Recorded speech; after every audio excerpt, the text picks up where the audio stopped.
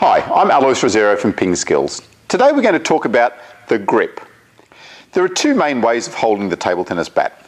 The first one is the shake hand grip. So as the name suggests, it's like you're shaking hands with the bat. So there's the bat, you're shaking hands with it, you have your pointer finger across the bottom of one side of the racket, and you have your thumb across the bottom of the other side. So a lot of people ask, why can't you just hold it like you'd do a tennis racket? Well, the main thing is that the pointer finger up on the racket there gives you a much better control over the racket head. The second thing is that it also helps you to know what angle your racket is at. So if your racket turns in your hand a little bit, you've got a good idea of where that is with your pointer finger there. If you don't have your pointer finger there, your racket can turn in your hand and it's much harder for you to tell what angle the racket's on. So make sure that you have your pointer finger across the bottom of the bat. The other important thing with the shake hand grip is to make sure that you don't strangle the bat. If you've got your bat too tight in your hand, firstly, you're going to lose feeling in your wrist, and also it's much harder to generate spin. So have your bat really loosely in your hand. As a test, you should be able to just take the bat out of your hand as easily as that. The second common way of holding the table tennis bat is the pen hold grip. So with the pen hold grip, you have your handle facing upwards and you encircle your thumb and pointer finger around the handle, like you would holding a pen. On the back of your bat, you can have your fingers in two different ways. Either curled up like that, or you can have them flat across the bat.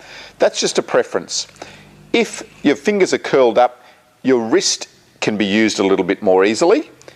If you've got your fingers spread across the back, then you get a little bit better control over the racket head. So just experiment for yourself, see which one feels more comfortable for you. Why would you choose either the shake hand or the pen hold grip? There's a couple of advantages and disadvantages of each. Firstly, with the shake hand grip, the advantage is that you can use both sides equally as well with the forehand and the backhand. The disadvantage is that you create a crossover point where you're changing between the forehand side of your racket and the backhand side of your racket. So you need to weigh those two things up. With the pen hold grip, the advantage is that you can use your wrist a lot more because you're using your wrist in that range as opposed to the shake hand grip where you're using it in that range. So you're using your wrist much more easily with the pen hold grip. The other advantage of the pen hold grip is that you don't have that crossover point because you're using the same side of your racket to start off with on both sides, the backhand and the forehand. So you don't have the crossover that you had with the shake hand grip. The real disadvantage of the pen hold grip though is the backhand side. It's much harder to hit the ball or attack the ball with the backhand side. Now the backhand is starting to be used as a reverse pen hold backhand, which is much more effective, but it's still quite a difficult stroke with the pen hold grip. So now that you've seen these two grips, you decide which grip is best for you. You might want to experiment with both the shake hand and the pen hold grip. Play with them both, see which suits you, see which feels more comfortable for you. That's the main criteria.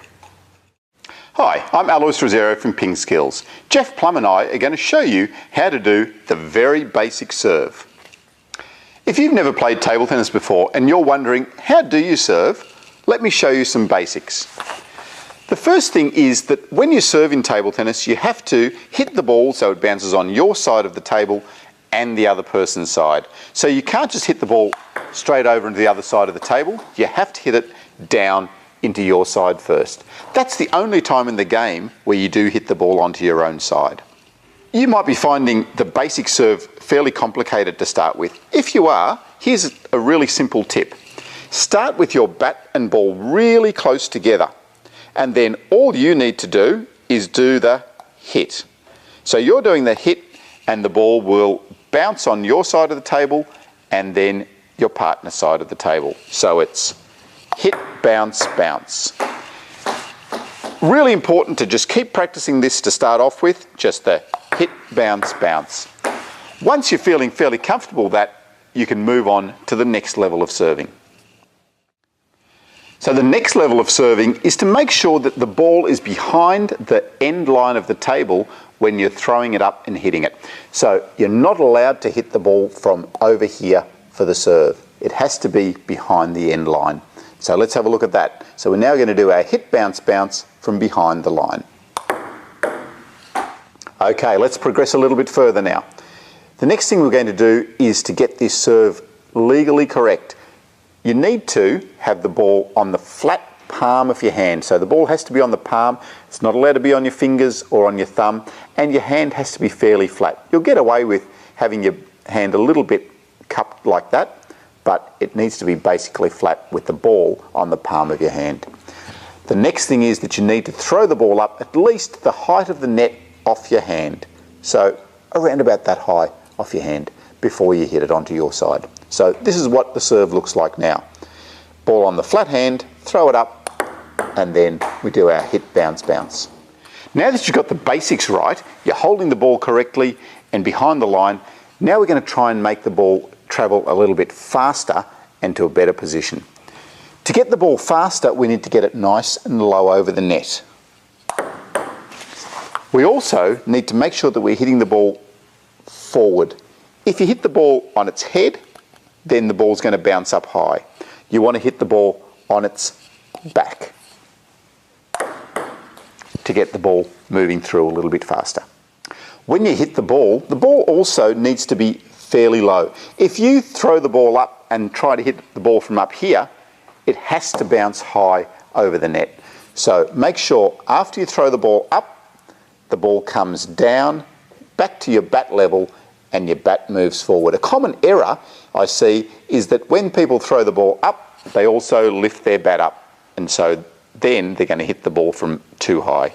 So when you throw the ball up, keep your bat nice and steady, and then it just comes forward to get a nice, low, fast serve.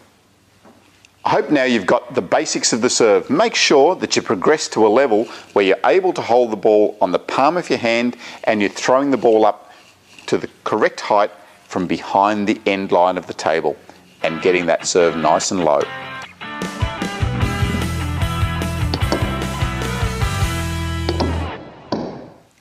If you found this lesson useful and have learned how to serve correctly, go to pingskills.com and learn a whole lot more about table tennis. So Alois, what is the most important skill in table tennis? It's definitely being able to hit the ball on the table.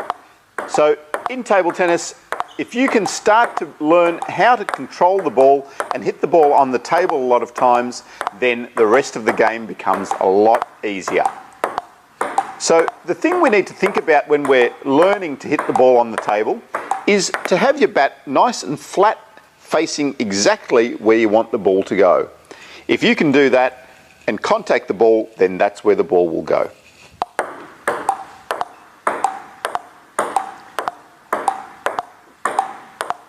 By having your bat facing in the right direction, you're going to be hitting the ball straight. The next thing you want to think about is to just be able to control the ball well enough, and the main thing is to hit the ball softly enough. You'll find to start off with, a lot of the time players will hit the ball too hard and the ball will fly off the end of the table. So the key is just hitting the ball softly and straight.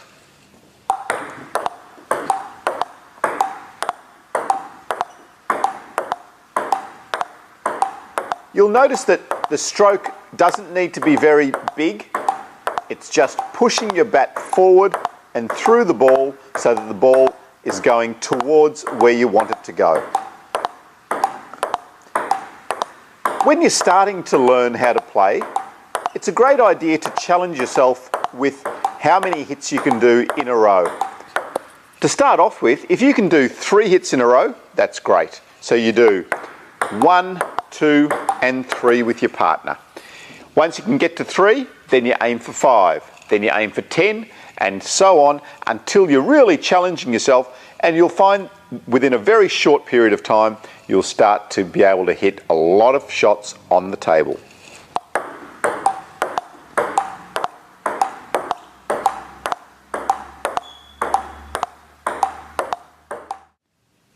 It's a great idea when you're challenging yourself to make sure you write down how many hits that you achieve. That way you'll start to see your progress and see your improvement. On our website, there's a free consistency chart download. Go to our website, download the chart, and that'll make it easy for you to record your scores. So the most important skill of table tennis is definitely being able to hit the ball on the table a lot of times. The keys are make sure that you're hitting the ball as straight as you can and hitting the ball softly. Anyone can hit the ball too hard, so work really well to make a soft, controlled hit. Hi, I'm Alois Rosario from Ping Skills. Today we're going to talk about your basic stance in table tennis. It's really important to start to use your legs as well as your arm and bat when you're playing a game of table tennis. Your legs are probably the most important muscles that you use. So to start with, if I'm standing there completely straight with my legs straight, it's going to be really difficult to play table tennis because it's very difficult, firstly, to move and to balance yourself. If I've got my feet close together and I just tilt over a little bit this way, you'll see that straight away I'm unbalanced.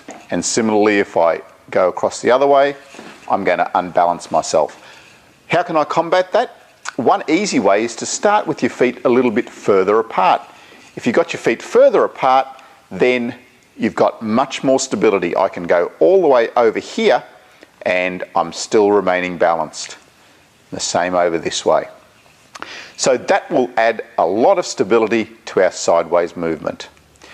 The other thing that you can now do is to start to bend your knees. By bending your knees, you're starting to engage your muscles in your legs and be able to move as well. So this also gains you more stability sideways, but it also gains you some stability forwards and backwards. Let's just have a look at that.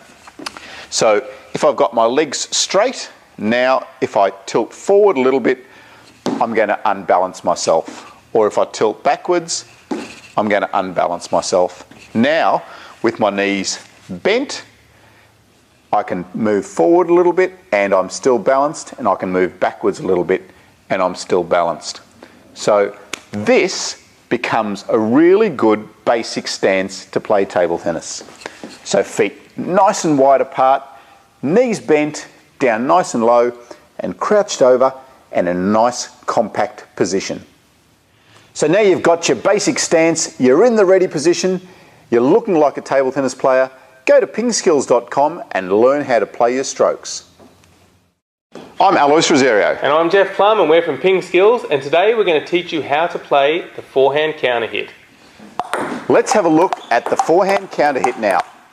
You'll notice that Jeff's starting position is always down beside him with his bat facing towards where he wants the ball to go.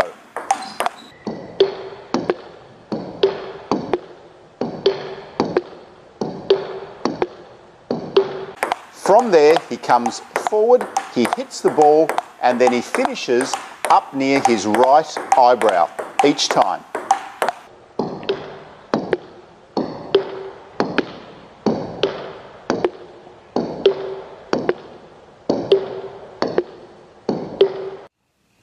So there's three critical factors that you need to consider when you're learning the forehand counter hit.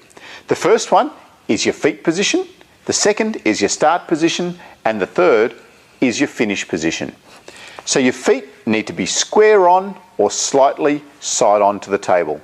Your start position needs to be at hip height next to you with the whole face of the bat facing towards where you want the ball to go. This is really important to develop a good counter hit stroke.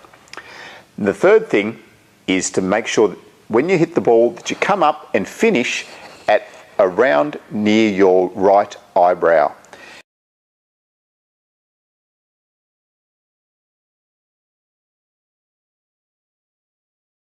So 3 factors for a great forehand counter hit. Feet position, start position, finish position. After years of practice, Jeff's forehand counter hit is really well grooved.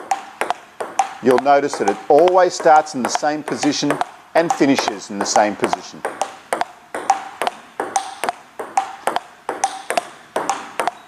To play the ball faster, all Jeff needs to do now is to just speed up the stroke. Get the bat going faster from the start to the finish.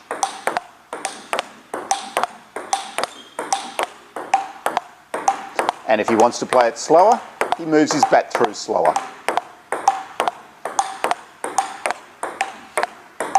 By having this basic stroke, you'll be able to play the ball at any speed that you want to. So there are a couple of things that I often see players do when they're learning the forehand counter hit. One common error is that they swing too low. The second error is that they swing across the middle line of their body. So if you imagine a line right down the middle of your body, your bat doesn't need to go past that middle line at any stage when you're playing the forehand. So it can finish here, okay? It might even be able to finish here, but definitely you don't want finishing right across there, because then you've got to come all the way back to your ready position. So think about the midline and don't go past it.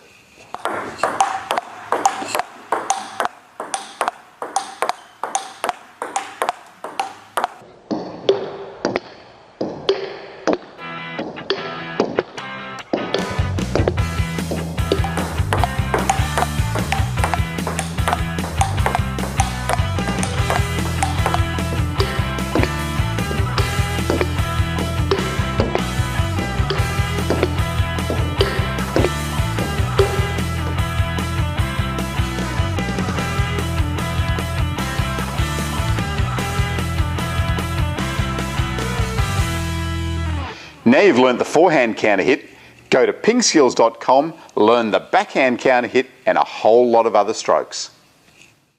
Hi, I'm Alois Rosario. And I'm Jeff Plum, and we're from Ping Skills, and now we're going to teach you the backhand counter hit. So let's have a look at Jeff playing the backhand counter hit. There's 3 things that we need to consider with the backhand counter hit. The first one is the feet position. You'll notice that Jeff's feet are facing towards where he wants the ball to go. So he's really square on and his body faces forward. The second thing is the start position of his bat. So the bat is in front of his body, facing towards where he wants the ball to go. Then he comes through, hits the ball, and his finish position is up and forward at shoulder height. And you'll notice now that the forehand side of his bat faces towards the roof at the end of his shot.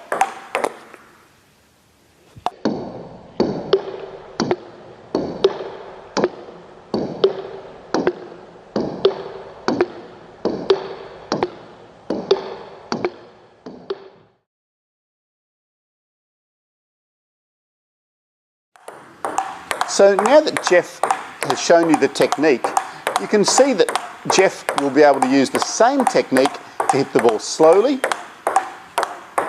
or fast.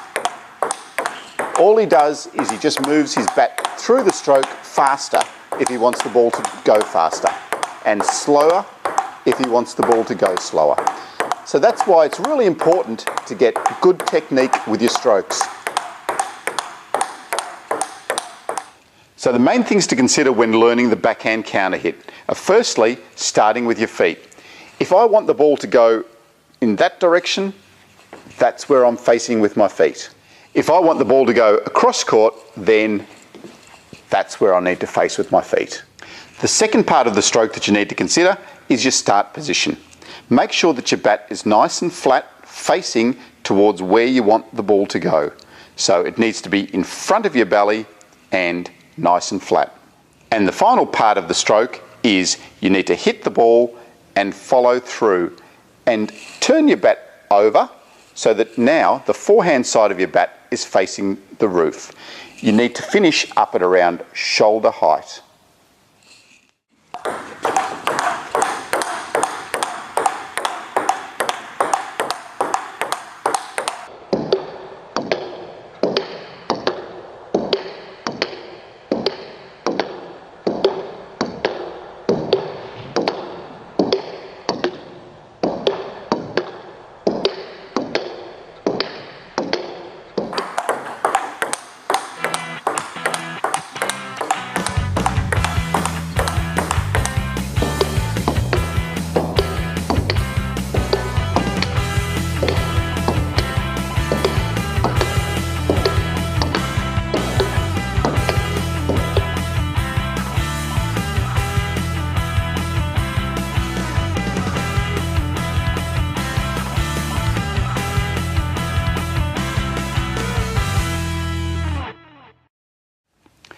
So some things that I see as common errors with the backhand. Firstly, a lot of players tend to change their grip, so they turn their bat around in their hand like that.